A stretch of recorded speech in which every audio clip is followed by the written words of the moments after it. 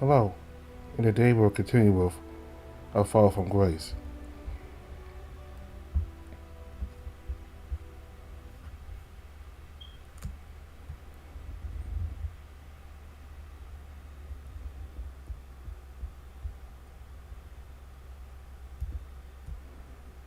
On your way to Eli, a knock on the door to Lysander's room followed as Cedric tapped his foot impatiently on the carpeted floor, waiting for his friend. Yes, yes, why must you pressure me so? You're the one who wanted to attend this thing. I would have been perfectly content staying at home and playing around the cards. The door swings open, revealing a lion wearing an elegant outfit with an arm resting on the wall and his legs crossed in an almost provocative manner. His suit was relatively simple, but still elegant, with a number of tiny decorative flourishes complementing the formal design. The large pink bow that hung on the lion's left hip matching those of his shoes was a strikingly bold design choice. In fact, it was the element that had first caught Cedric's eye when the two had purchased their outfits a week earlier. I wanted to attend this, my dear Cedric, for your sake. Now, how do I look? The coyote carefully eyed his friend up and down. There was no hiding it. Lysander looked very impressive, almost menacing, giving off his usual air of confidence. As expected, you look great. Told you that suit was a good choice. Thank you for suggesting it. Lysander gave the coyote an exaggerated bow thanks, bringing a smile to both their faces. How about me? What do you think? The lion gazed at him without varying his neutral facial expression, feigning all the apathy he could muster. It'll do. Then, without any hesitation, he walked away at a steady pace, heading for the living room. Both friends burst out laughing as Cedric chased after. Scoundrel. Fine, fine.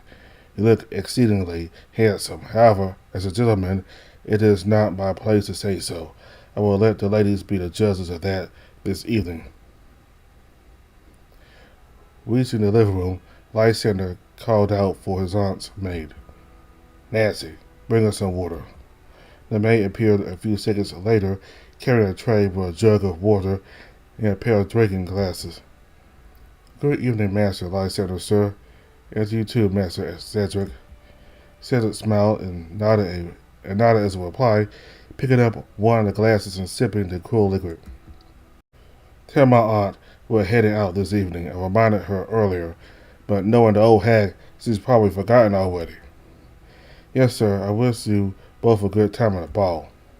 We're going to be on the lookout for any suitable girls for Cedric, are we not? The lion playfully settled his friend, almost making him drop his glass on the floor. What's it like? You told me you wanted to go through with this a while back, and I am a man of my word. Nancy returned a soft and polite smile. It was clear she must prefer Cedric's character and temperament compared to Lysander's. In fact, she seemed positively scared of the lion. I'm sure you'll be very popular, Master Cedric. Thank you, Nancy. I was telling this menace here that I am not interested in ruling as of yet, but to no avail, it would seem. Lysander had wandered over to the entrance, in the meantime sliding on his gloves and donning his overcoat.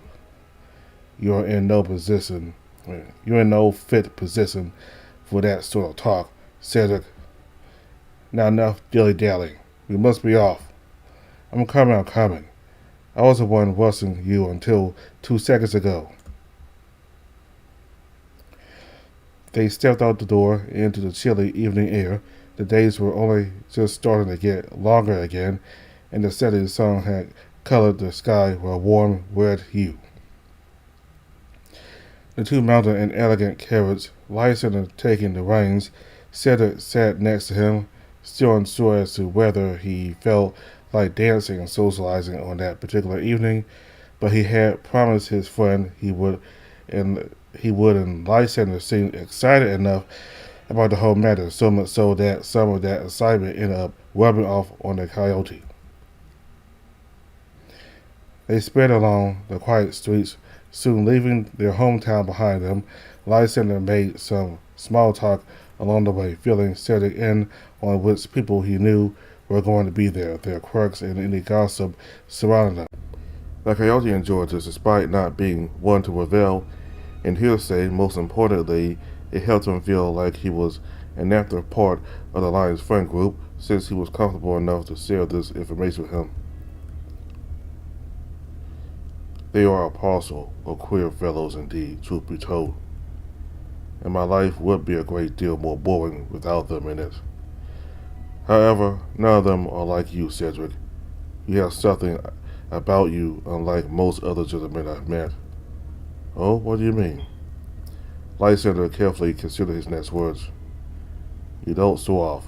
You are not false like most of them are. It's what I've always liked about you. In fact, most people seem to be fond of you due to this, including my parents, which is a true blessing. Lysander mumbled under his breath. God knows I can't earn their approval. He rested a hand on Cedric's shoulder affectionately. I will make sure you have a great time this evening. It was during moments like these that Lysander almost felt like an older brother to Cedric, despite his annoyances with the lion's behavior and manners.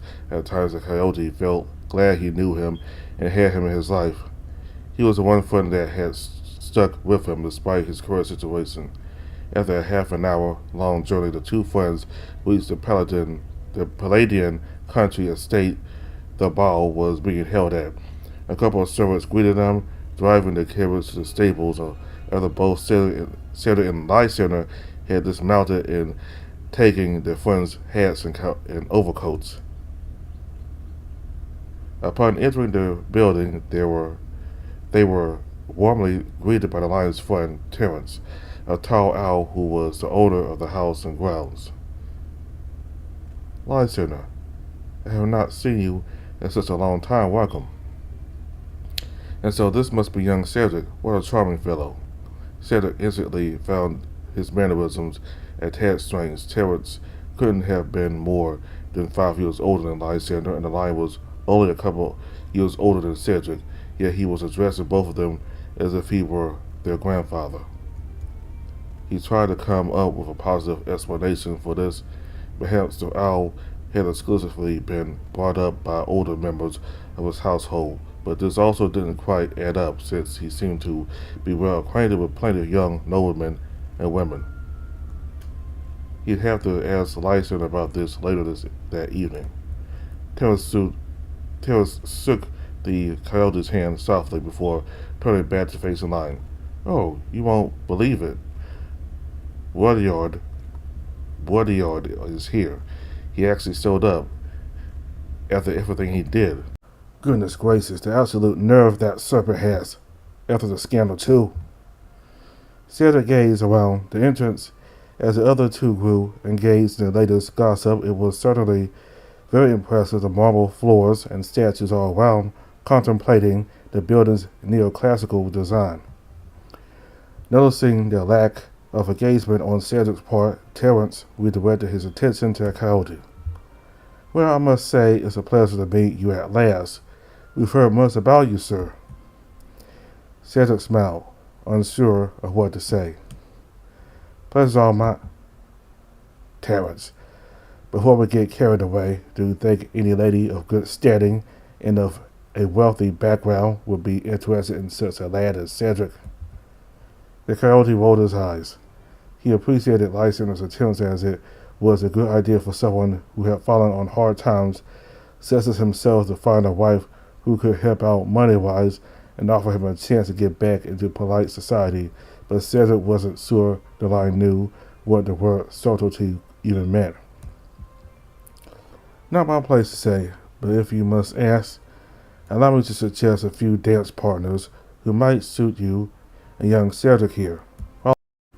The country tunes echoing across the halls grew louder as the owl led them to the ballroom where the dances had begun just a few minutes earlier. It was a beautiful and spacious hall, decorated with fine dark red wallpaper and littered with gorgeous works of art displayed in intricately designed frames.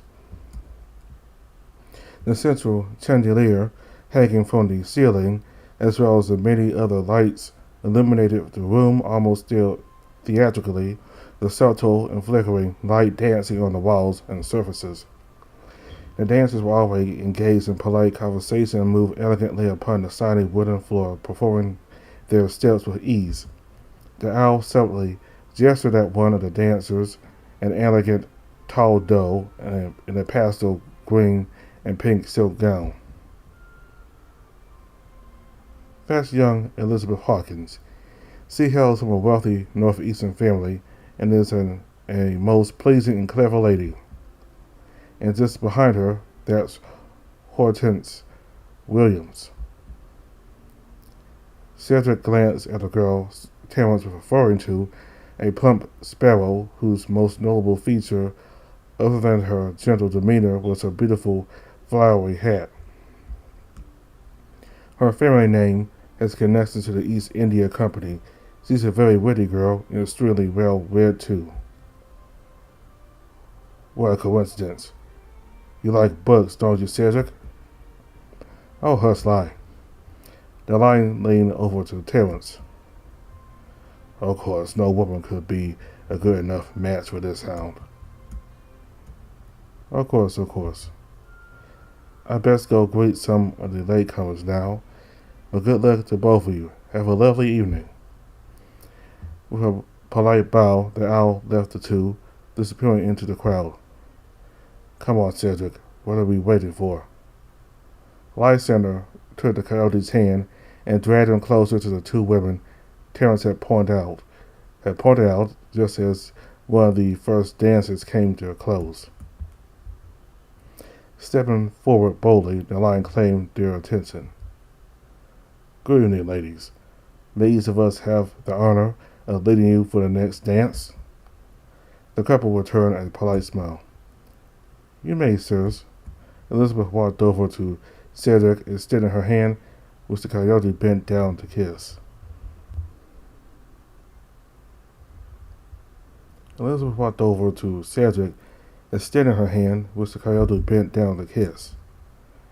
My, such a courteous young lad. I certainly hadn't gotten such a greeting as yours yet this evening. What is your name? Cedric, ma'am. Elizabeth, pleasure. A booming voice echoed throughout the hall, belonging to one of the servants, who was announcing which dance was to follow. Gentlemen and ladies, the next dance will be the collier's daughter. The musicians began to play an elegant tune. At the moment they did so, the dancing and socializing resumed like clockwork. And where do you hail from, Cedric? I'm a local, you could say, a town just about half an hour from here, though my family is actually related to the Durrells from Bath. Ah, charming. They are most delightful people indeed. Small talk really wasn't his forte, but a social event warrants social interaction, and Cedric seemed to be off to a decent start. I, though, sadly fallen on hard times as of late. Are you acquainted with Emily Durrell by chance? Cedric smiled. Emma's my second cousin. She's accompanied me on many a long summer's walk here in the countryside over the years. And what are your favorite pastimes, if I may ask? Sketching, painting, traveling, attending orchestral performances and operas. I tend to prefer the arts to more physical activities, something which can elevate the soul beyond our everyday life. As he spoke, his gaze drifted to Lysander and Hortense, who were conversing close by. He picked up on Lysander glancing his way a few times, but didn't think much of it. The lion must have been curious to see how Cedric was getting on. What about you, Miss Elizabeth? I admire your poetic view. However, I do prefer physical pastimes myself. I spend a lot of time horse riding and have done so since I was a child. You probably consider that to be a manly activity, but I have no time for such nonsense. I suppose that's something you ought to know about me. The coyote breathed an internal sigh of relief. He had been worried he'd only end up talking to stuffy and snobbish folks at this event, but was glad to have found someone who wasn't afraid of being more honest. Your progressive thoughts do not fall on deaf ears, Miss Elizabeth, especially since during my childhood I was oftentimes scolded for having more feminine interests. As you're not a woman, you might not recall this, Mr. Cedric, but my sisters and I were brought up on these awful old books teaching us ladylike manners. I have them all burned if I had any say about their publishing. Cedric replied jokingly. Literally, literally, censorship is a heavy topic, Miss Elizabeth, quite unbecoming of a ballroom. Most men are quite unbecoming of a ballroom, yet here they are. It was hard for the two to not burst out laughing as the dance came to a close as they bowed to each other. The conversation had exceeded Cedric's expectations to the point he genuinely hoped he'd get a chance to have a more casual back and forth with the doe. It was a pleasant dance with you, sir. Perhaps we may speak again in half an hour or so. I enjoy that much. Certainly, miss, and the pleasure is all mine. Lysander and Cedric swapped partners for the following dance. The coyote introduced himself to Hortense as gracefully as he had done with Elizabeth with a flash of newfound confidence, causing a sparrow to grow red in the face. Gentlemen and ladies, the next dance will be the 10-pound lass. I've been told you're an avid reader, Mr. Cedric. I hope Lysander hasn't said anything too embarrassing to you regarding my person. Apologies in advance if so. But indeed, I always enjoy immersing myself in another world, or a different part of our own world for a few hours, or even days, depending on the book. The sparrow grinned. I know the feeling well. Have you ever been too immersed in a story? What do you mean? As in immersed to the point you're able, as in immersed to the point you're almost unable to go back to reality once you put the book down. It's such a tonal class. Your mind doesn't want to accept the fact that the novel you just read isn't real. Cedric pondered the thought for an instant. That's fascinating, though I can't really say I have. Wait a moment, you're right. There was one novel that did that to me. I was unable to think for 2 days after finishing it. It hit too close to home, a reality. I wish I was my own more than any other story I read. It was... I apologize, I didn't mean for the conversation to get so personal. Nonsense, I'm the one who brought the subject up in the first place, as it just goes to show your sensitive soul, Mrs. Cedric. It was at this moment Cedric realized Lysander was staring at him again. This began to unnerve the coyote as he wondered if he'd gotten anything on his shirt or messed up his hair without realizing. He briefly turned to look in one of the hall's large mirrors, but saw nothing out of the ordinary. Perhaps he said something unbecoming without thinking. It wouldn't have been the first time that happened. He wished the lion would stop playing games with him and just be straightforward sometimes, but he had no chance of confronting him until the dances were over, and now he could feel with each passing step was an unsettling, piercing gaze. You and your friend are dressed very finely this evening. Cedric returned to his senses, replying to Hortense with a slight stutter. Why, thank you. It's nothing over the top, but we do like taking care of when we how we present when it comes to social events. He chuckled. Though once we attended a masked ball and wore the most insane outfits for it, there was a laugh. We still have them stored away somewhere. I could show you if you ever chose to pay us a visit. I most certainly love that. As the second dance came to a close, the two bowed and stepped to the side of the room. A group of younger girls rushed up to them, surrounding Cedric before he even had a chance to speak to line. Good evening, sir. My name is Bella, and these are my sister, Jeanette, and our friends Rose and Sarah. We just wanted to say we think you look exceedingly handsome. The others gasped at Sarah's bluntness. Sarah, really? It's true. Will you do us the honor of leading one of us in the next dance? Cedric grinned at their enthusiasm, feigning a confident attitude and deepening his voice. Certainly, as long as I don't create a feud between you, depending on which of you lovely girls I pick. As he jokingly spoke those words, a furious Lysander violently stormed past them, vanishing among the other guests. What was wrong with him?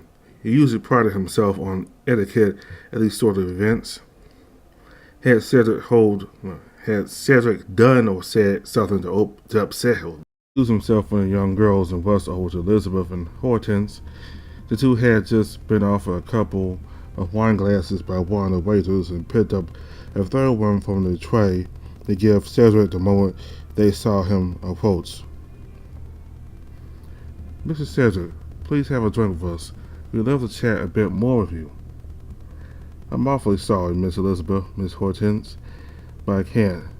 My friend had just rushed off without saying a word. Their eyes widened. Do you have any idea where he might have been heading to? Did he tell either of you by any chance? No, I'm afraid not. Is everything all right?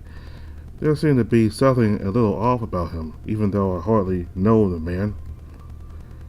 Thank you so much, ladies. I ought to go looking for him, as he's my only ride back home for the night. I'll see you again soon, I hope. Most certainly. Have a lovely evening, sir. Cedric wasn't able to hide his frustration at this turn of events. He made his way towards the entrance hall again, as that was the direction he'd seen Lysander go in, but this was to no avail. The line was nowhere to be seen there either. Turning to look back into the ballroom, Cedric noticed a familiar saber and owl sliding amongst the guests, chasing after he yelled out Terence's name, trying to be heard over the music and the other guest's voice. This was on his third attempt, and Terence finally came to a halt and politely nodded upon noticing who had been calling him. Cedric, what seems to be the matter? I'm sorry. Have you seen Lysander? I can't find him anywhere. The owl wasn't able to hide a pencil annoyance upon being disturbed for what sounded like such a trivial issue. I'm afraid not. I was busy talking to some guest till a moment ago. How about you try asking one of my servants in the entrance hall? And while I was headed that way, they might have seen him walk past. Ah, yes, good idea. Cedric ran to the main hall, getting the attention of the two servants standing near the door as each quick step he took on the marble floor echoed all around. He spoke up after catching his breath, growing more and more stressed out by the minute. Excuse me, have you seen a tall lion with a dark mane walk past? Perhaps he went outside. We've seen many guests come and go, sir. It's nigh impossible to keep track of all of them. Why is every person he asked irritated by his questions? Waves began to bubble up within the coyote until the other servant broke the silence. I saw a lion walk past just a couple minutes ago. You did? He didn't tell us where he was headed. He didn't even look at us as a matter of fact, but yes, he headed outside. Must have needed a breath of fresh air. These events can get rather stuffy, you know? Mind your tongue, you. We're speaking to a gentleman. Our apologies, sir. The coyote darted away, again without waiting for the two to finish their back and forth, running down the entrance's steps two at a time, crossing the gravel path and reaching the damp grass. Lysander, he called out his friend's name but received no reply. He couldn't have left, no way. Why the fuck didn't he tell me where he was going? He almost didn't notice the large fountain in front of him and managed to just avoid tripping over and falling into the icy water. A more natural-looking wooded area now appeared before him, almost sinisterly, beckoning at him to enter it if he dared so. Lie, please, where are you? He stood still, trying to discern any sound of movement close by. This was stupid. He should just head back to the manor house. Surely Elizabeth or Hortense would offer to give him a ride home. With a sudden rustling of leaves, a dark shape emerged and brushed past the coyote. Cedric almost jumped out of his skin. What the? Leave me alone. Now's obviously not the right time. What happened? What's wrong? I can't help you if you don't tell me anything. He chased after the lion, struggling to keep up with him until they reached the steps to the manor house. Was it something I said? Lysander addressed one of the servants, ignoring his friend and avoiding even looking in his direction. Go fetch our carrots. We're going home. This was a mistake. Cedric had to fight back tears. Why? I want to know why. I'll change my mind about this, and that's final. I'm staying here. Don't you dare. We won't have a home to return to. After hearing those words, Cedric could almost feel the liquid seeping out of a hot wound inflicted into his chest. How could his friend turn so cruel after being so kind earlier in the evening? If this was about impressing the ladies, Lysander had absolutely no right to speak on the matter. He was the one that had set Cedric up, and things had gone much better than expected, much to the coyote's relief. He was certain he didn't have any stronger feelings for either of the two women he met beyond mere friendship. If this was about jealousy, Lysander had no need to be worried. He suspected the lion had mainly grown jealous at the thought of Cedric having other friends to rely on other than him.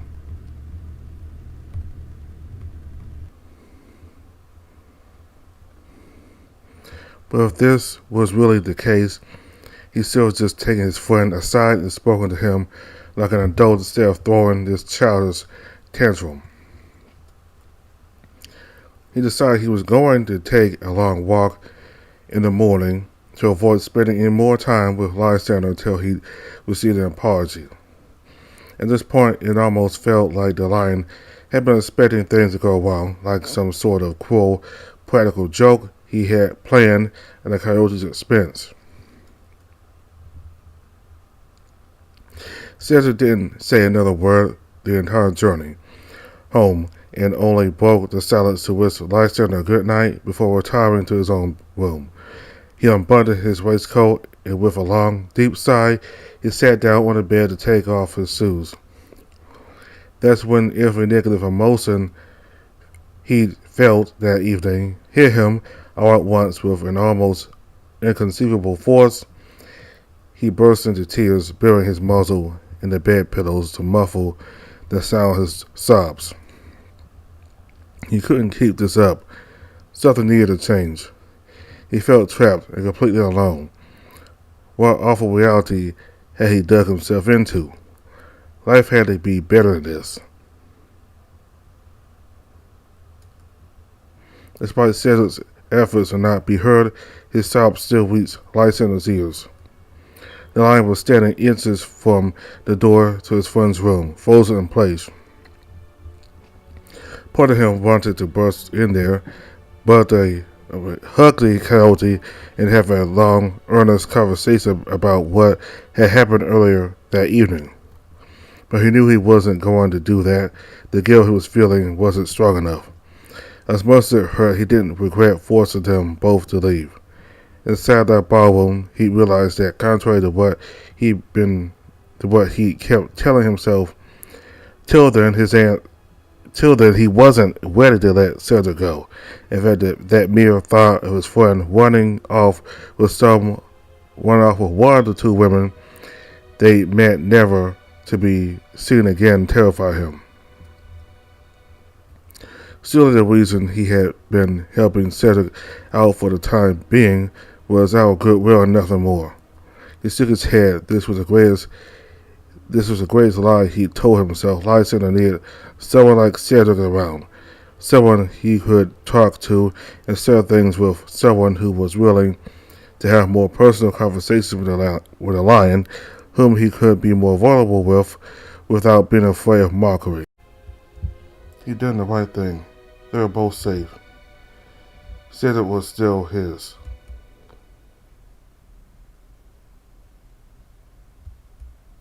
Nine months later.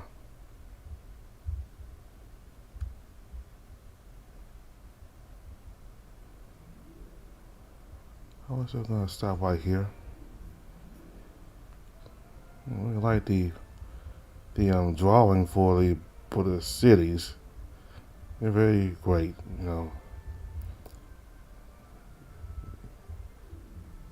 very detailed also. It really gives you what the cities in 17th or in the 18th century England look like. So whoever drew this, they did a great job here.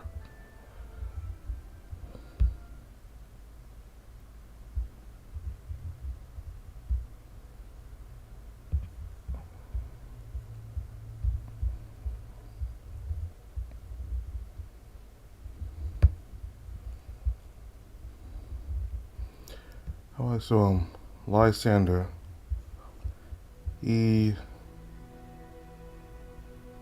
is very much controlling of Cedric, and he's very possessive also, because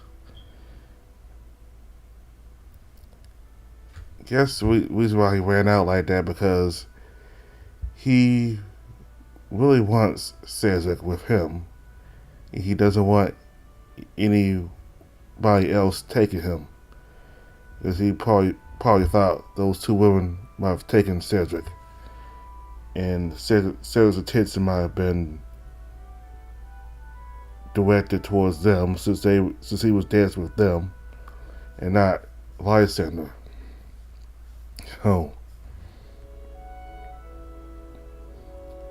I mean, it was his idea for the both of them to go to this thing, but he ended up regretting it. So, yeah, he's very much possessive, and he wants Cedric only for himself, and deep inside, Lysander is gay. I mean, he doesn't want to admit it, but if he only looked at Cedric as a friend, he wouldn't have been all that possessive. I mean, you're just friends, good friends. I mean, it's not a relationship. I mean, just good friends. I mean, your friend can dance with whoever he wants it to dance, but Lysander is treating this more than that. It's more like he's treating more like a friendship. Like he wants Cedric all to himself. Like how somebody who wanted to be in love with somebody would treat somebody.